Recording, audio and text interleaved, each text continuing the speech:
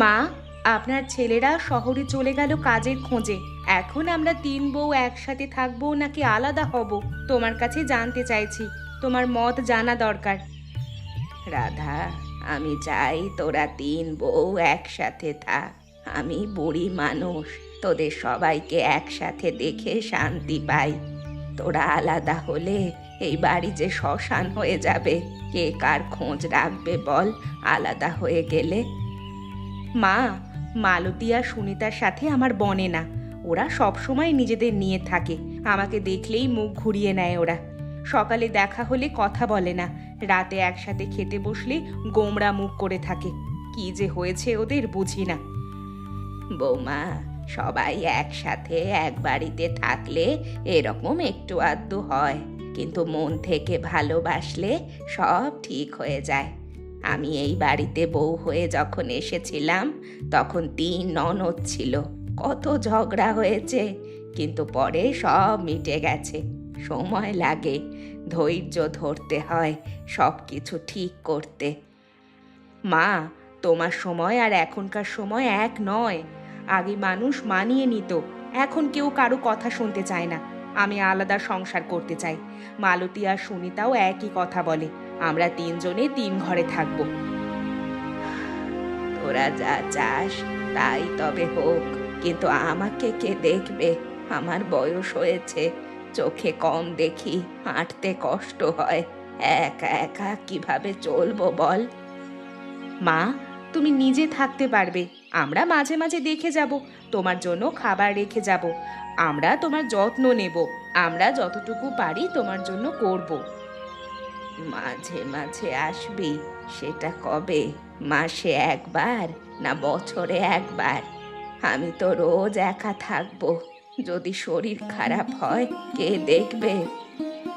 এত চিন্তা করো না, তুমি তো এখনো হাঁটতে পারো, কাজও করতে পারো। ঠিক আছে বৌমা, ওপরওয়ালা সবার মঙ্গল করুক। আমি আর কি করব?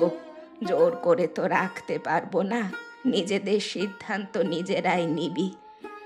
মা, তুমি রাগ করো না। আমাদের মধ্যে এত অশান্তিতে একসাথে থাকা সম্ভব নয়। প্রতিদিন চিৎকার চেঁচামেচি, এটা কি কোনো জীবন বলো? রাগ করবো কেন রে বৌমা? তোদের জীবন, তোরাই সিদ্ধান্ত নে। আমি বুড়ি, আমার কথা কে শুনবে? শুধু একটা কথা বলি, পরে যেন আফসোস না হয়।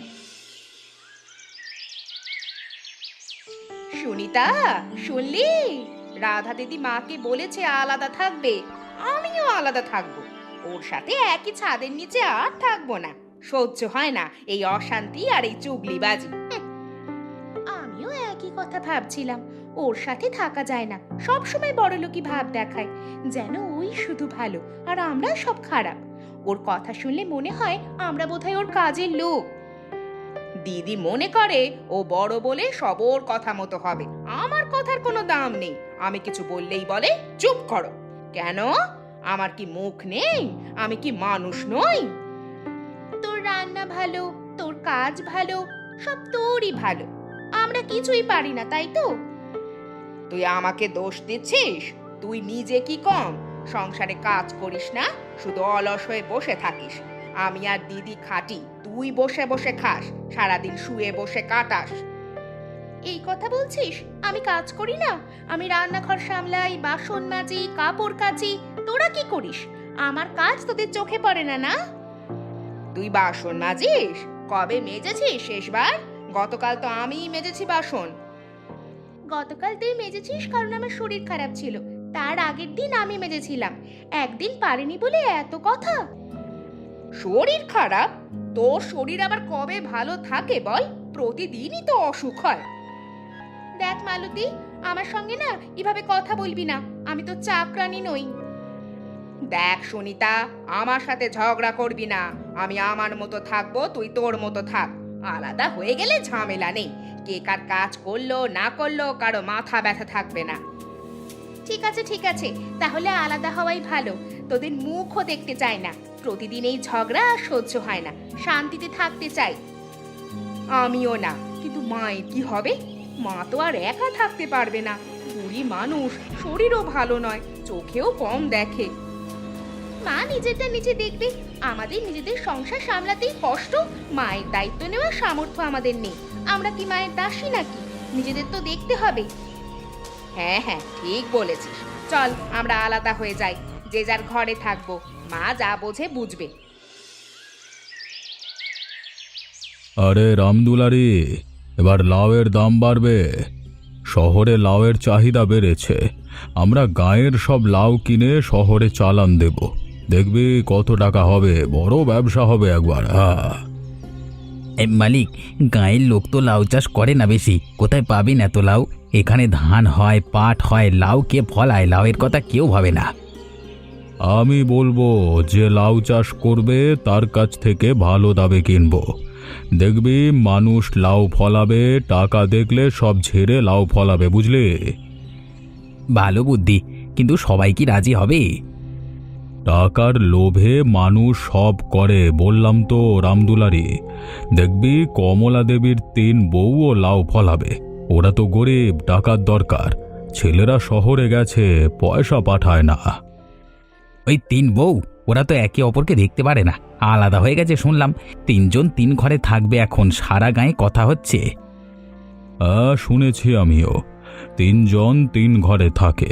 শাশুড়িকে একা ফেলে রেখেছে। বুড়িকে দেখবার কেউ নেই। কি অবস্থা হয়েছে ভাব একবার। বড় অন্যায় করছে, বুড়ো মানুষকে একা রাখা ঠিক না। অন্যায় তো করছে, কিন্তু আমার কি?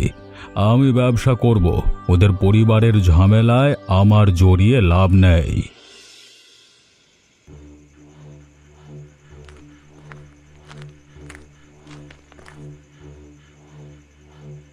রাধা দিদি, শুনলে মোড়ল লাউ কিনবে বলছে ভালো দামে। তুমি কি লাউ ফলাবে? আমি ভাবছি ফলাবো। ভাবছি, টাকার তো দরকার। ওরা পয়সা পাঠায় না ঠিক মতো। 2 মাস হলো একটা পয়সাও আসেনি। লাউ ফলালে অন্তত কিছু আয় হবে। আমিও ফলাবো, সুনিতাও বলছিল ফলাবে। আমরা 3 জনই ফলাবো, দেখি কার কপাল ভালো হয়। দেখ, কিন্তু আমার লাউ সবার চেয়ে ভালো হবে। আমি জানি কিভাবে গাছের পরিচর্যা করতে হয়। কেন তোমারটাই ভালো হবে কেন? আমার হাতে গাছ ভালো ধরে, আমি যা লাগাই না সব ফলে। দেখা যাবে, প্রতিযোগিতা হোক তাহলে। দেখি কার লাউ সেরা হয়। যার লাউ ভালো হবে সে জিতবে। ঠিক আছে ঠিক আছে, প্রতিযোগিতাই হোক। কিন্তু একটা কথা বলি দিদি, শাশুড়ি মার কথা ভাবছি মাঝে মাঝে। রাতে একা শোই, মনটা খারাপ হয়ে যায় ভাবলে। এখন মায়ের কথা ভাবছিস? তুই তো আলাদা হতে চেয়েছিলি। তুই বলেছিলি মায়ের দায়িত্ব নেওয়ার সামর্থ্য নেই। সব কথা ভুলে গেলি? চেয়েছিলাম, কিন্তু মনে বড় খচখচ করে। রাতে ঘুম আসে না, মায়ের কথা মনে পড়ে। মা কি খেয়েছে, মা কেমন আছে। বুড়ি মানুষ, একা একা কি যে করে। আমারও করে, কিন্তু এখন যা হয়েছে হয়েছে। চল লাউ ফলাই, পরে দেখা যাবে মায়ের কথা। রাধা, তোদের 3 জনের লাউ ফলেছে দেখছি, কিন্তু 3 রকম দেখতে কেন? তোরটা সবুজ, মালতীরটা হালকা সবুজ, সুনিতারটা একটু হলদে। মা, আমার লাউ সবুজ বড়, কিন্তু খেতে গিয়ে দেখলাম তেঁতো। বুঝতে পারছি না কেন এমন হলো। এত যত্ন করলাম, জল দিলাম, সার দিলাম, তবু এমন তেঁতো হয়েছে যে মুখে দেওয়া যায় না। তেঁতো? মাটিতে কিছু গন্ডগোল ছিল হয়তো। অনেক সময় মাটির গুণে লাউ তেঁতো হয়ে যায়। আগে কি ফলানো হয়েছিল ওই জমিতে? মনে নেই মা, কিন্তু এত তেঁতো কেন হলো সে বুঝতে পারছি না। মালতীর লাউ কেমন হয়েছে, ওটা খেয়ে দেখেছিস? মালতীর লাউ অদ্ভুত মিষ্টি স্বাদ হয়েছে। কেউ কোনোদিন এমন লাউ দেখেনি। খেলে মনে হয় গুড় খাচ্ছি। আশ্চর্য ব্যাপার। মিষ্টি লাউ? এটা তো আশ্চর্য ব্যাপার। লাউ তো সাধারণত মিষ্টি হয় না। জীবনেও শুনিনি মিষ্টি লাউয়ের কথা। আর সুনিতার লাউ লেবুর মতো টক হয়েছে। এরকম টক লাউ জীবনে দেখিনি। লাউ কি টক হয় কখনো? 3 রকম লাউ, তেঁতো মিষ্টি টক, এ তো আশ্চর্য ব্যাপার। কিভাবে হলো এসব? মা, আমরাও তো সে বুঝতে পারছি না। একই মাটিতে একই সময় লাগিয়েছি, কিন্তু 3 রকম স্বাদ। এটা ওপরওয়ালার ইচ্ছা হয়তো। মা, মোড়লবাবু এসেছিল দেখতে, আমাদের নিয়ে হাসাহাসি করলো। বললো এসব লাউ কিনবে না কেউ। বললো এগুলো লাউ না, এগুলো আজগুবি জিনিস। খুব অপমান করলো আমাদের। হাসাহাসি করলো? গরিব মানুষের কষ্ট দেখে হাসছে ওই মোড়লের নিজের অহংকার। একদিন বুঝবে মজা। মা, আমরা এখন কি করব? এত পরিশ্রম বৃথা গেল তাহলে। 3 মাস ধরে গাছের পরিচর্যা করলাম, জল দিলাম, সার দিলাম, সব যে বৃথা গেল। এখন কোথায় যাব আমরা? বাসুদেব বাবু, কমলা দেবীর 3 বউয়ের চাষ করা লাউ দেখেছেন? 3 রকম হয়েছে, একেবারে তেতো মিষ্টি আবার টক। এরকম লাউ জীবনে দেখিনি তো। কি যে হয়েছে ওদের! হরিচরণ, হাসছ কেন? ওরা গরিব মানুষ, পরিশ্রম করেছে, 3 মাস ধরে রাত দিন খেটেছে। মানুষের কষ্ট দেখে হাসা উচিত না। কিন্তু এরকম লাউ কে কিনবে? তেতো লাউ খাবে কে? টক লাউ কোথাও দেখেছো? আরে এগুলো তো বাজারে বিক্রি হবে না, পচে যাবে সব। তা ঠিক, কিন্তু মিষ্টি লাউ তো ভালো, সেটা কিনতে পারো, একটু ভাবো। না না, আমি সাধারণ লাউ চাই। এসব অদ্ভুত জিনিস কিনবো না, শহরে নিয়ে গেলে আমার নাম খারাপ হবে। হরিচরণ, তুমি খারাপ মানুষ না, ওদের একটু সাহায্য করতে পারো, ওদের কেউ দেখবার নেই। সাহায্য? আমি ব্যবসায়ী মানুষ, ব্যবসায় লাভ লস খাবো। তার চেয়ে ভালো ওরা নিজেদের পথ দেখুক। আমি কি সবার ঠেকা নিয়ে বসে আছি নাকি? ওপরওয়ালা সব দেখছে হরিচরণ, আজকে তুমি আছো, কালকে কি হবে কে জানে। ওসব কথা থাক, আমি চলি। আমি ব্যবসা বুঝি, এসব দয়া বুঝে আমার কাজ নেই।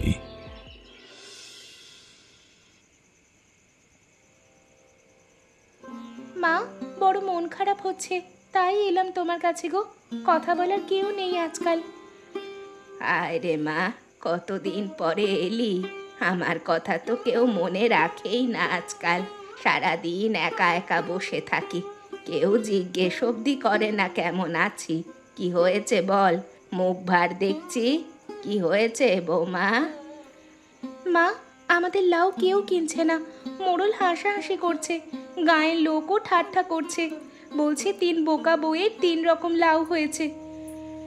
জানি বৌমা, শুনেছি, খবর আমার কাছেও এসেছে, সব শুনেছি। মা, আমরা এখন কি করব? এত পরিশ্রম করেছি, সব যে বৃথা গেল। 3 মাস ধরে খাটলাম, এখন হাতে কিচ্ছু নেই, আর তো কোনো পথ দেখছি না। বৌমা, কিচ্ছু বৃথা যায়নি। তোদের 3 রকম লাউ দিয়ে অনেক কিছু করা যায়, সেটাই আমি ভাবছি। কি আর করা যাবে মা? কে কিনবে এসব লাউ? তেঁতো টক এসব লাউ কেউ খাবে? শোন বৌমা, তেঁতো লাউ ওষুধের কাজ করবে।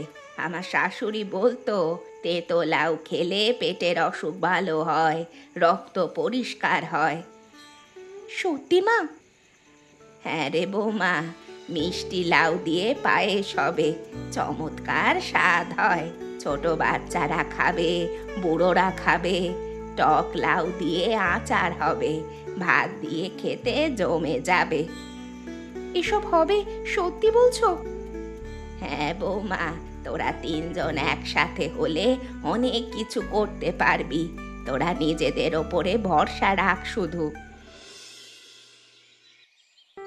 মালতী, সুনিতা, মা বলল তেতো লাউ ওষুধ, মিষ্টি লাউ পায়েস আর টক লাউয়ের আচার করতে। আমার মনে হয় সেটাই করা উচিত আমাদের, এরকম হতাশ হয়ে বসে না থেকে। দিদি, মায়ের কথায় যুক্তি আছে। আমারও মনে হয় যদি এই বুদ্ধিটা কাজে লাগানো যায় তাহলে আমাদের উন্নতি হবে। কিন্তু আমরা তো একে অপরকে দেখতে পারি না, একসাথে কাজ করব কিভাবে? প্রতিদিন ঝগড়া হবে। এতদিন তো সেই জন্যই মুখ দেখা দেখি বন্ধ ছিল। সুনিতা, আমাদের ঝগড়ায় কার লাভ হচ্ছে? মোড়ল সহ গাঁয়ের সব লোক আমাদের নিয়ে ঠাট্টা করছে। আমরা ঝগড়া করছি আর ওরা মজা দেখছে। এতে আমাদের লাভ তো কিছু হচ্ছে না। দিদি ঠিক বলেছে, আমরা যদি এক হই কেউ হাসতে পারবে না, উল্টে সবাই চুপ থাকবে। আমি ভাবছি আমরা একটা খাবারের দোকান খুলি। 3 রকম লাউ দিয়ে 3 রকম পদ বানাবো। গাঁয়ের লোক খাবে, টাকাও দেবে। বাহ, ভালো বুদ্ধি কিন্তু দিদি, এটা তো করাই যেতে পারে। সত্যিই হতে পারে, চলো চেষ্টা করে দেখি। না হলে তো বসে থাকলে পেট ভরবে না, কিছু না করলে আমরা যে এবার মরবো। তাহলে ঠিক হলো, আজ থেকে আমরা 3 বউ এক হলাম। পুরনো সব ঝগড়া ভুলে কাজে মন দেব এখন থেকে একসাথে। আর মাকে একা রেখে দেওয়া ঠিক হয়নি গো দিদি। বুড়ো মানুষ একা একা আর কতদিন থাকবে? মাকে আমাদের সাথে রাখবো। মা আছে বলেই আমরা এই বুদ্ধিটা পেয়েছি। মা না থাকলে আমরা যে কি করতাম। ঠিক বলেছো দিদি, মাকে ফেলে রাখা বড় ভুল হয়েছিল। মা আমাদের পথ দেখিয়েছে। চলো আমরা এখনই যাব মাকে আমাদের সঙ্গে নিয়ে রাখার জন্য।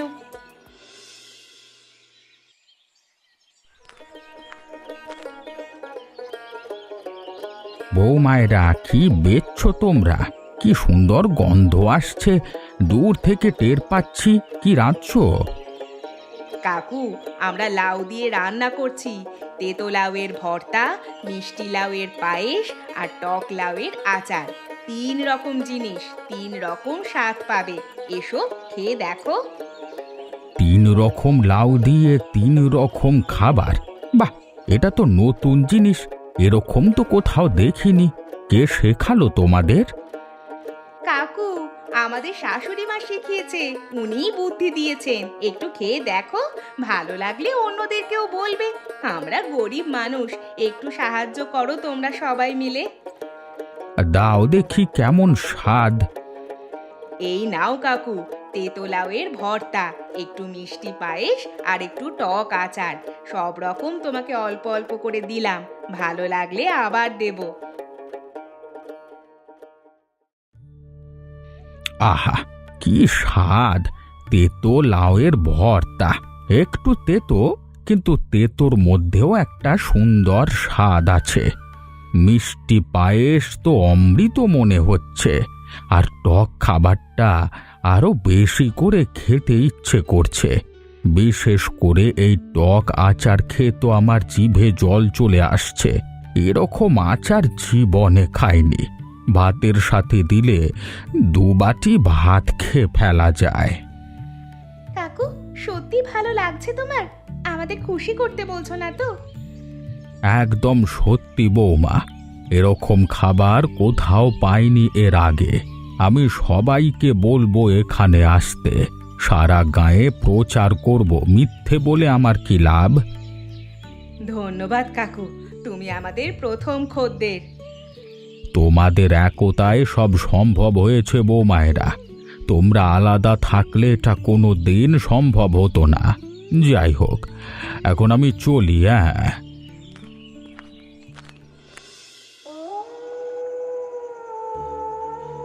রামদুলারি, কি বলছিস?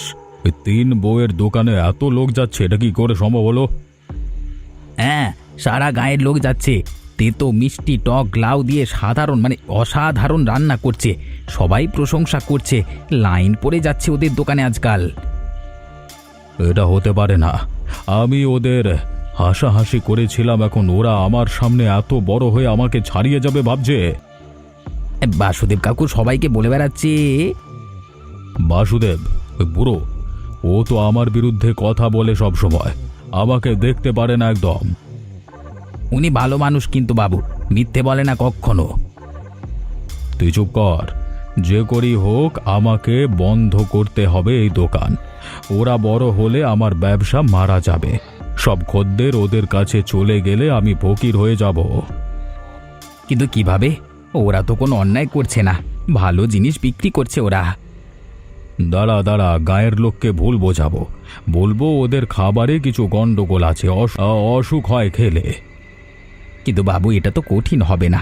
এরকম মিথ্যে বললে উল্টে আমাদেরই ক্ষতি হতে পারে। তুই চুপ কর, আমি যা বলবো তাই করবি। তোকে মাইনে দিই আমার কথা শুনবি বলে, আমাকে জ্ঞান দেওয়ার জন্য নয়, নইলে কাজ থাকবে না, কথাটা মনে রাখিস। এখন এখান থেকে চলে যা।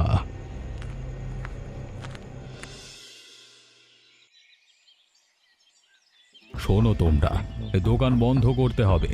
এদের খাবারে গন্ডগোল আছে, গায়ের লোক কেউ আসবে না এখানে, এই খাবার খেলে পেট খারাপ হবে।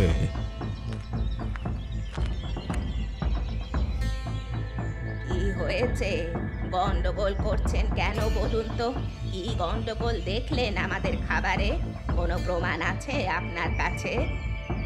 কমলা দেবী, তোমার বৌমায়েরা খারাপ খাবার বিক্রি করছে, বাসি জিনিস দিচ্ছে লোককে।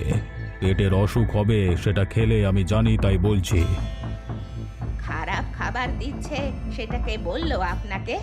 গায়ের সব লোক তো প্রশংসা করছে। বাসুদেবদা চেখে বলছে অমৃতের মতো স্বাদ, আপনি একাই বলছেন খারাপ। প্রশংসা? ওরা বোকা, কিছু বোঝে না। আমি বুঝি ভালো কি খারাপ। আমি মোড়ল, আমি সব জানি। মোড়ল, তুমি হিংসায় সব বলছো। আমার বৌমারা গরিব, পরিশ্রম করে খাচ্ছে, তাতে তোমার সমস্যা কি শুনি? ওদের সাফল্য দেখে তোমার এত হিংসা হচ্ছে কেন? এরা আমার ব্যবসা নষ্ট করছে, আমার খদ্দের কমে যাচ্ছে। তাই বলে মিথ্যা বলে গরিবের ক্ষতি করলে ওপরওয়ালা কিন্তু বিচার করবেন। তাই সাবধান হয়ে যাও কারোর ক্ষতি করবার আগে। আমি কাউকে ভয় পাই না, আমি এই গ্রামের মোড়ল। এ গায়ে আমার কথা চল, আমি যা বলবো তাই হবে। দেখো, তোমার এই সব মিথ্যা কথা শুনে আমরা কিন্তু দোকান বন্ধ করব না। তাই এখান থেকে যাও, নইলে গায়ের লোক ডেকে আমরা দেখিয়ে দেব যে তুমি কেমন মানুষ। তখন সবার সামনে তোমার আসল চেহারাটা বেরিয়ে আসবে। ঠিক আছে, আমিও তোমাদের দেখে নেব কমলা দেবী। তোমার বউ মায়েদের আমি শেষ করব। একদিন পথে যদি না বসাতে পারি তবে আমার নাম হরিচরণ নয়।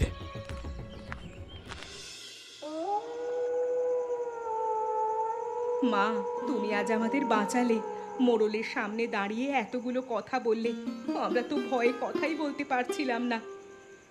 এভাবেই যতদিন বেঁচে আছি তোদের পাশে থাকবো, কেউ তোদের কিচ্ছু বলতে পারবে না।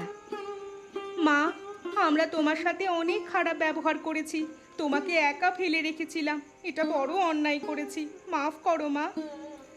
মা, আমরা ভুল করেছি, তোমাকে কষ্ট দিয়ে এখন বুঝতে পারছি কত বড় ভুল করেছি আমরা। তোরা ভুল বুঝতে পেরেছিস, এটাই তো বড় কথা। মানুষ ভুল করে আর সঠিক সময়ে ভুল ক্ষমা করে দিতে হয়। মা, আজ থেকে আমরা তিনজনই একসঙ্গে থাকবো, তোমাকে নিয়ে সংসার করব, আর কোনোদিন আলাদা হব না, এই তোমায় কথা দিচ্ছি। সত্যি বলছিস বৌমা? আলাদা হবি না তো? একদম সত্যি মা, আমরা বুঝতে পেরেছি আলাদা থেকে কিচ্ছু হয় না। আলাদা থাকলে সবাই আমাদের ক্ষতি করবে, ওই শয়তান মোড়লের মতো। কমলা দেবী, তোমার বউ মায়েরা তো আজকে বিখ্যাত হয়েছে। ওদের খাবার সবাই খেতে আসে দূর গাঁ থেকে, অনেক দূরেও ওদের নাম ছড়িয়ে পড়েছে। আর শুনলাম মোড়ল হরিচরণ গাঁ ছেড়ে চলে গেছে, ওর ব্যবসা মন্দা হয়ে গেছে, কেউ ওর কাছে যায় না আজকাল। তাই ভিখিরির দশায় গ্রাম ছাড়তে হয়েছে ওকে। আমাদের দোকান বন্ধ করতে এসেছিল মিথ্যে কথা বলে, আমরা সাবধান করেছিলাম, কিন্তু কথা শুনলো না। শেষ পর্যন্ত গ্রামবাসীরা ওর চক্রান্ত বুঝতে পেরে ওর কাছে যাওয়া বন্ধ করে দিল। শেষ পর্যন্ত চলে গেছে তাই।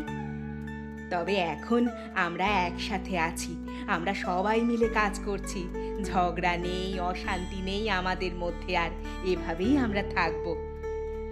এটাই তো চাই বৌমা, তোমরা প্রমাণ করে দিয়েছো একতায় কি হয়। সারা গায়ের মানুষ শিখছে তোমাদের কাছ থেকে।